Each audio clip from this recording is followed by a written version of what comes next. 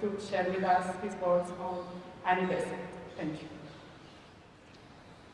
Well, I'd like to thank our choir for preparing us for this program, and thank Catalina for her generous introduction. And thanks to all of you also for joining us here today to celebrate the life of someone who was not just important to this Theosophical Society, although clearly she was. I travel many places, and very often there are people who, when I tell them I'm a member of the Theosophical Society, they recognize it more quickly as the Besant Society. She was just that active.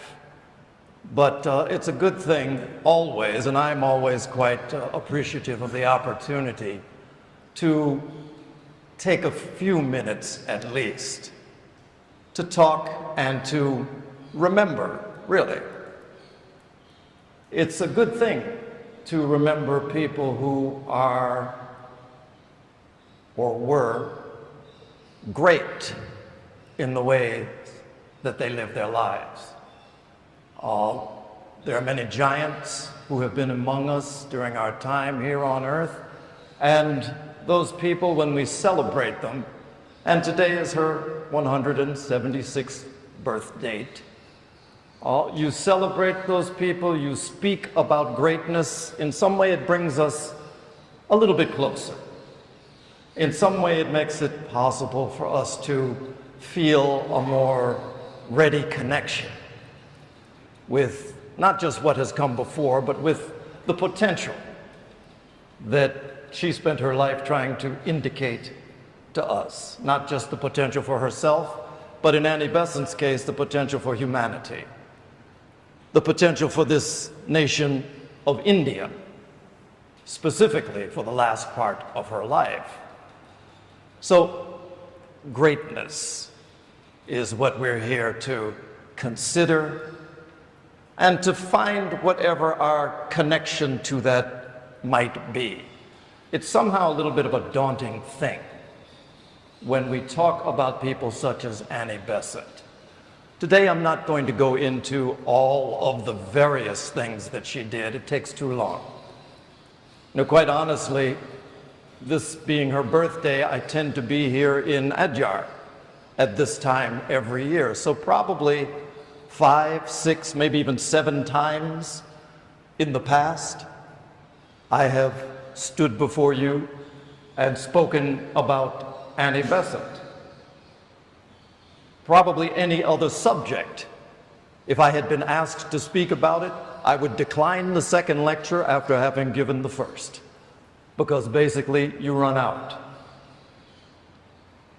In her case, when she was eulogized on her passing, one of the ways she was described was as a diamond soul.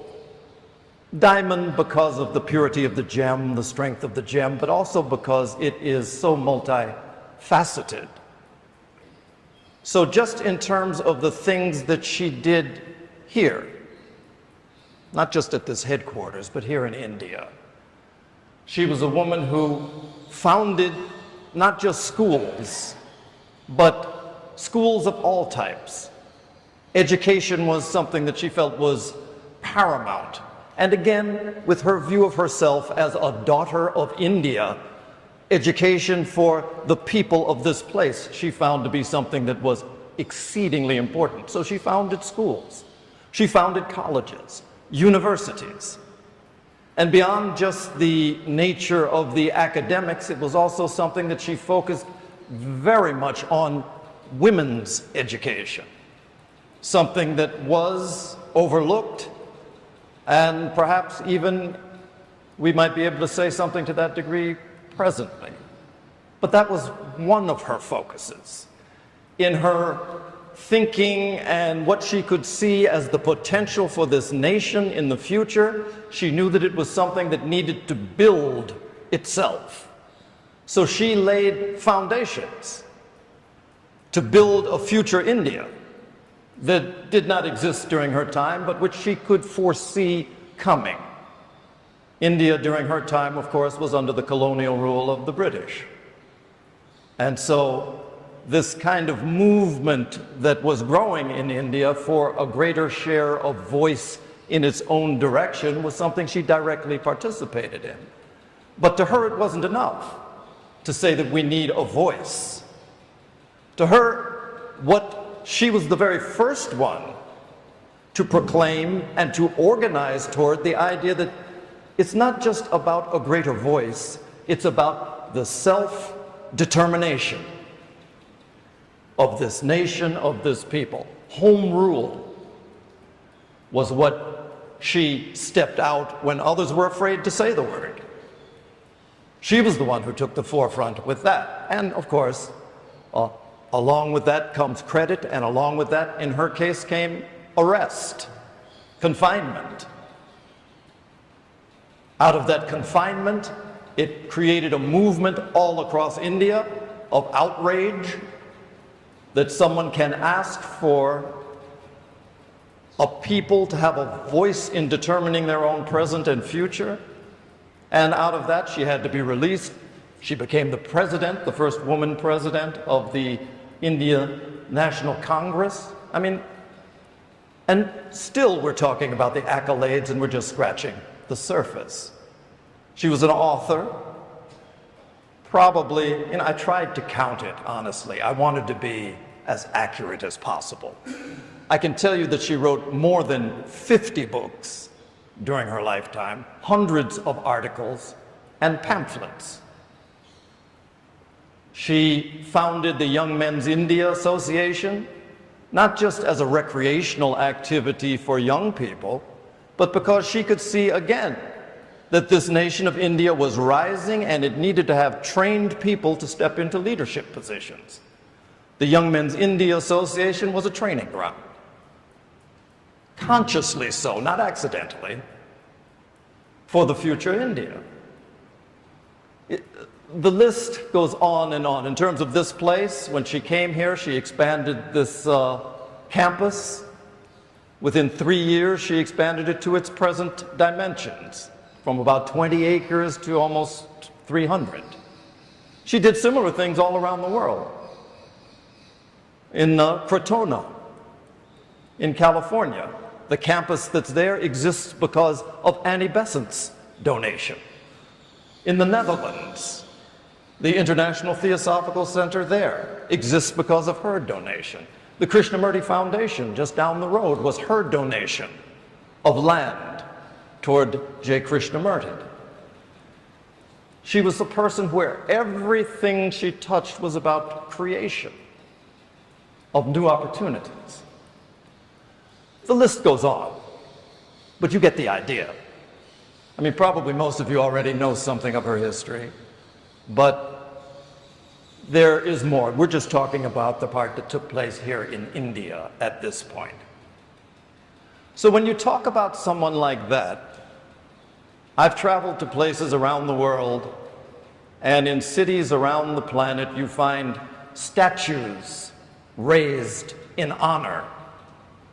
Statues raised in honor of someone who might have done one of the things that Annie Besant accomplished in her life.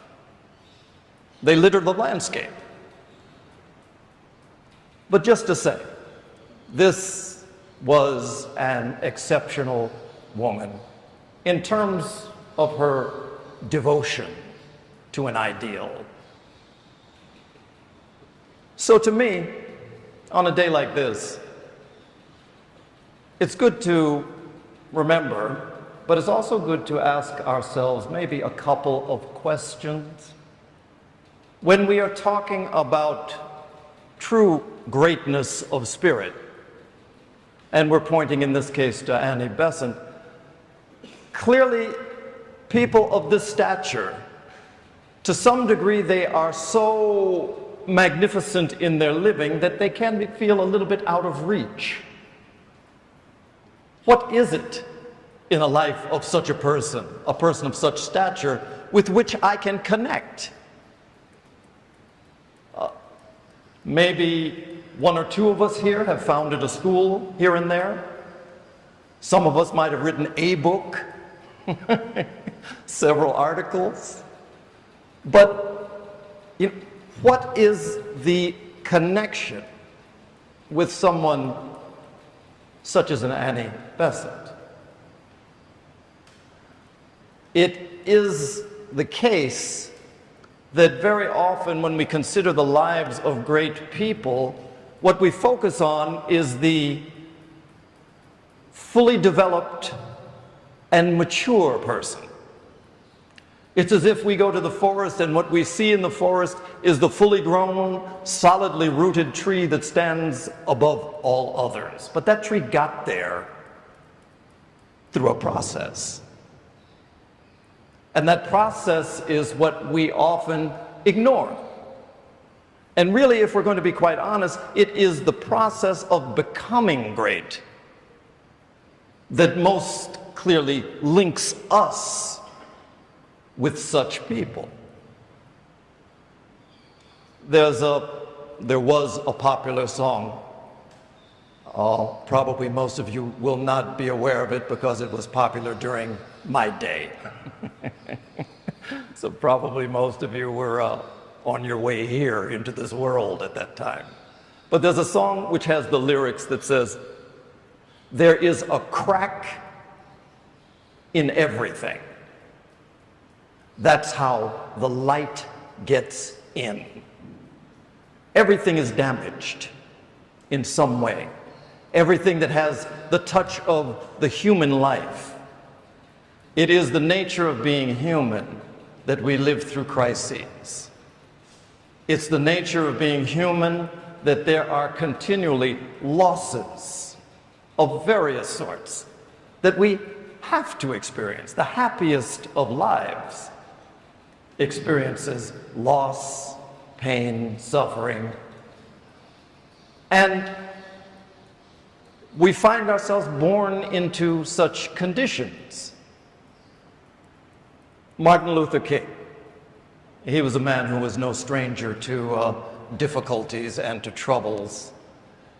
One of the things that he said was, if you look at a person, the ultimate measure of that person is not where they stand in moments of comfort and convenience, but where they stand in times of crisis and challenge. That's the measure of the person. If we look at the history of the Theosophical Society, is an organization that focuses on the spiritual dimension primarily. If you look to the life of any light bringer historically, in every case, crisis and challenge is what brought them to the condition to be able to see and to give light to the world. Arjuna, the Bhagavad Gita is based on, it begins with the despondency of a warrior who will not fight a war, a righteous war. No despondency, no Gita. His despondency was the soil from which he grew. The Buddha was a prince. He had everything at home in his palace home. But when he found that there was such a thing as old age, sickness, death, and that he too was in line for that experience, it set up a confusion in him. What does he do? His choice was to leave the palace and try to solve this problem. But it was the challenge, the crisis that he experienced. Jesus Christ, abused, tortured, ultimately crucified. But probably the moment that was the most painful for him was the moment prior to his crucifixion. A time when he was aware of what was coming to him. And he called upon the people who were closest to him to accompany him in this deep moment of need and of prayer, to accompany him to pray in the Garden of Gethsemane. And there he tried to bring himself to face this fate that awaited him. And in that trying, relying on the strength of his friends and disciples, when he turned to look, all of them were sleeping. The best among them were asleep in his moment of deepest need. And out of this crisis came his own resolution, which allowed him to face whatever it was that lay ahead. Crisis. These are the things that define all of us. Not how we're doing with a pocket full of money and a sunny day. How it is we respond when the most deep sorts of challenges come upon us. Annie Besant. Again, the greatness of the woman didn't come just by birth.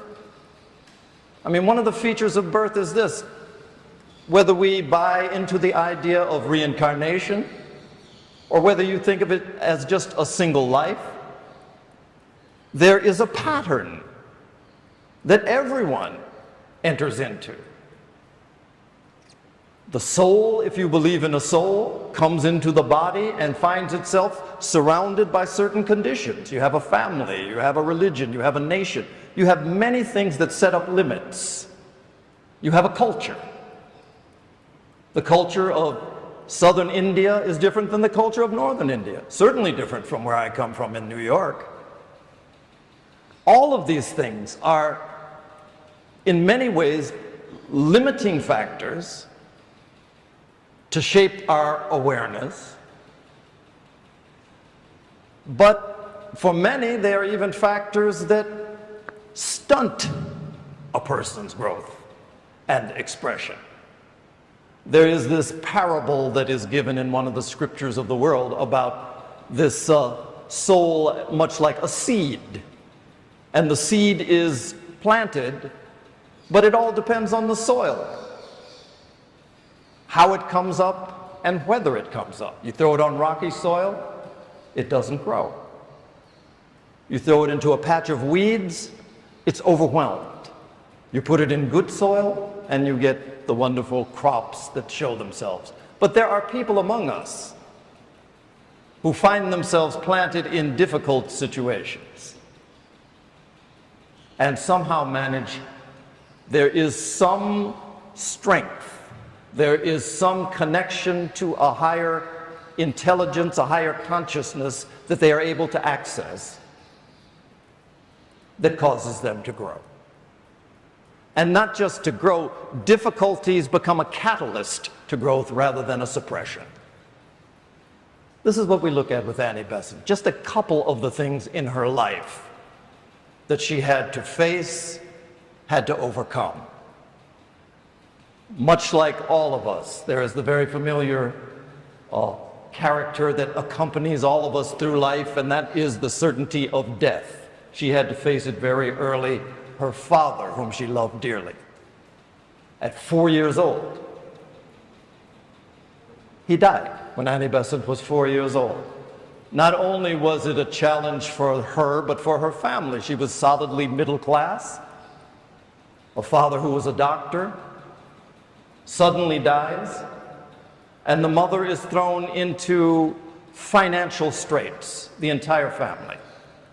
The future that would have been hers is taken away with one breath that failed to occur. She had to deal with that. As she grew up, her mother, on her deathbed, her mother said to Annie Besant, "You know, Annie, you're a darling girl. Your biggest problem is that you have always been too religious." In her early years, she was deeply, devoutly Christian in her religion. What her mother was telling us, she's religious in whatever she does, even moving against religion. She lost her faith. The thing that really supported her, when she started to investigate more deeply, she found that it wasn't something that could be supported through her reason, through her intellect, and try as she might to hold on to this faith that had been blind, she couldn't do it. Her problem was that she was a thinker, and her problem was also that she refused to be dishonest with herself. So the bedrock of her existence, her faith, slipped away. She was married at an early age, 20 years old, and in her autobiography, and those who know her, she was completely unprepared for married life.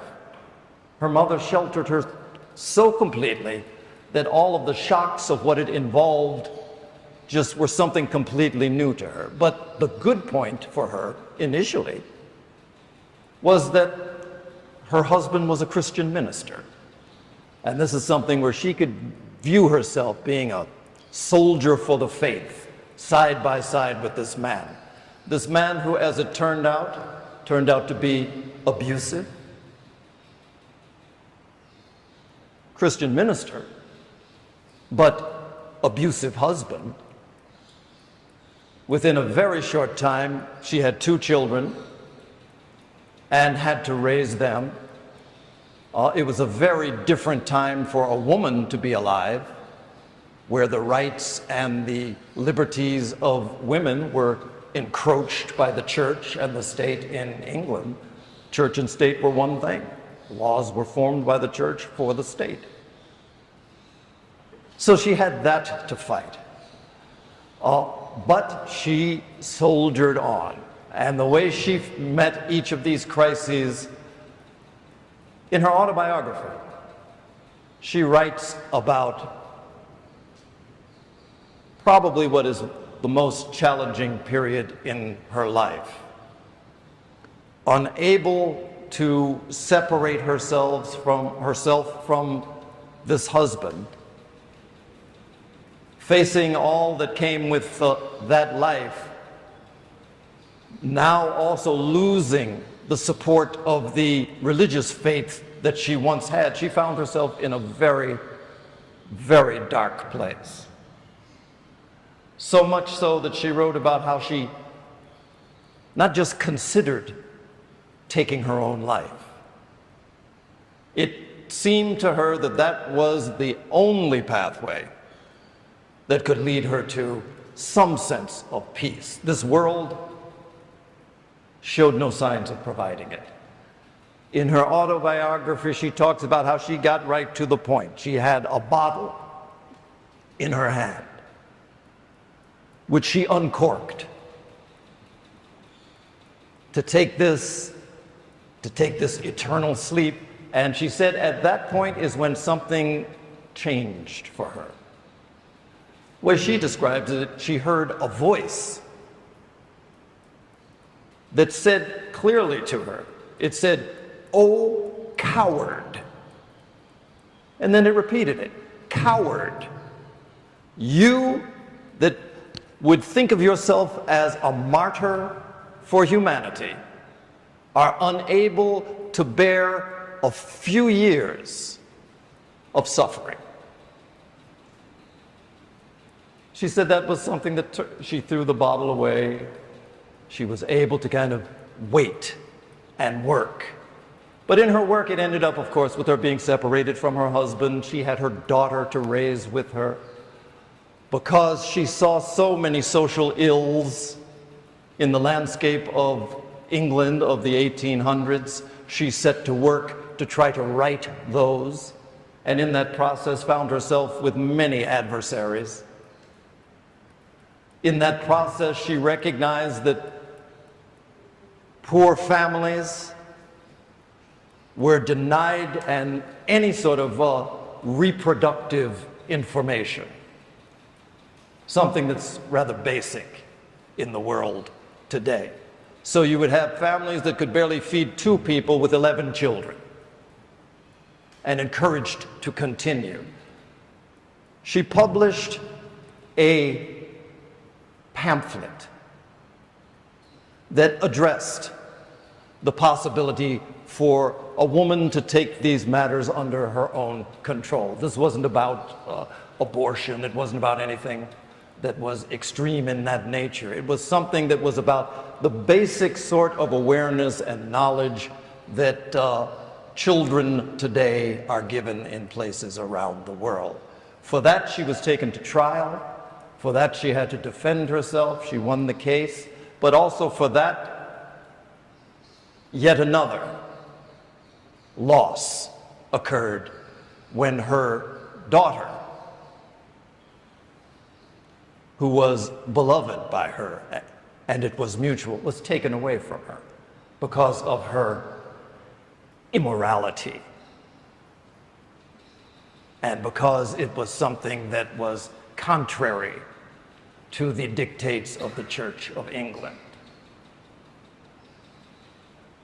Now, I don't know about any of you, but the thought of a parent, father or mother, but particularly the thought of a mother having her child taken away from her for doing something that was of benefit to others is a difficult thought. It's hard to imagine that many people experience such a thing and not just come back but rise. So anyway, many things in her life as she became much more devoted and aware to such a thing as a spiritual path. She not only continued to work for India. In India, she was a person of great note. Her voice was heard. And then a time came when even that was taken away from her. There was a time when having the skin color that she had and the connection to the British Empire was something that was advantageous. But then there was a time when that moment passed. This wasn't a movement to be led by people from outside of India. And with that, her prestige, her honor, all of those things that people work a lifetime for and treasure slipped away. And of course, this is another thing. It happens and you rise. J. Krishnamurti, someone who she came upon when he was 13 years old, recognized that there was a great soul within this man, did everything to cultivate that. A movement formed around him. She was central to that.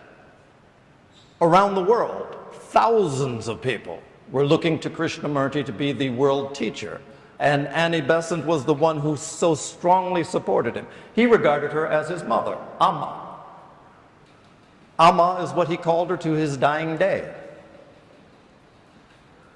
But there came a time when that movement itself, the focus and the work of this part of her life also dissolved. Krishnamurti went on to become, he was a world teacher originally.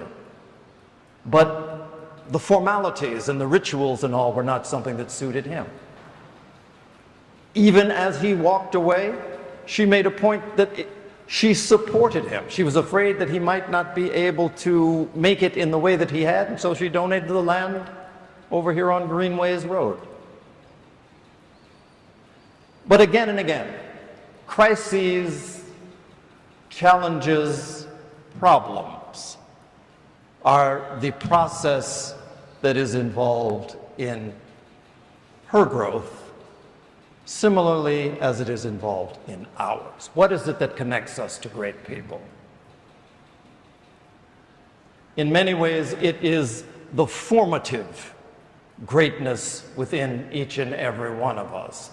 In spite of all these challenges and difficulties, the recognition for her has been that, as is said in this prayer that we recited in the opening, O hidden life, vibrant in every atom. There is a hidden life within each and every one of us, within everything. There's a hidden light that shines in every creature that breathes. Only problem is, for us, we don't know it most of the time. But she spent a lifetime in the effort of trying to make these things clear to us. There is a hidden love that we have the capacity to become one with that embraces all in oneness, not separation, not war, not superiority, not hierarchy, oneness. Her words, to the extent that we can realize this, then that becomes something that is the possibility for our way of living. It's the possibility for the greatness that she anticipated, not just in India, but in each one of us. Gautama Buddha, as he neared the end of his life, he summarized his life of teaching. And 50 years from the time of his enlightenment, he spent trying to teach us ways to repeat this experience of enlightenment. And he summarized that teaching in 8 words. 8 words was what he used to express his lifetime of trying to teach us. He said his teaching consisted of this: do no harm, do good, purify your hearts. 8 words. Do no harm, first. Second, do good. Third thing, purify your hearts. Annie Besant said a number of things, but prior to her death, as Catalina shared in the beginning, she wrote her own epitaph. And she summarized the force and the power and the direction of her life, of her living, in 5 words. Not to try to beat out the Buddha, 5 words. And those 5 words from her were, I tried to follow truth. I tried to follow truth. In her case, this following required a very strict honesty with herself. One of the things that she said about spirituality, let our spirituality demonstrate itself by its effect on the world, not on our quotations, not on what we appear to know, on the effect we have on those around us and this world. She also said, it's better to be silent, better not even to think if you are not prepared to take action.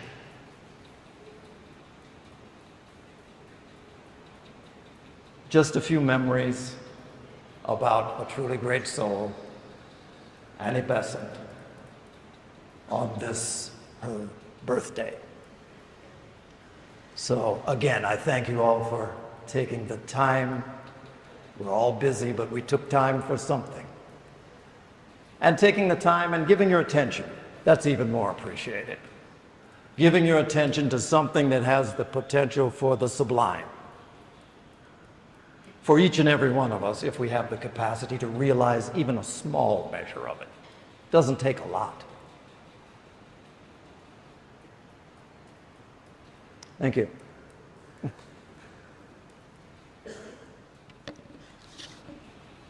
Well, thank you very much, Mr. Benford, such a wonderful lecture reminding us that we're in this all Besant. And now I invite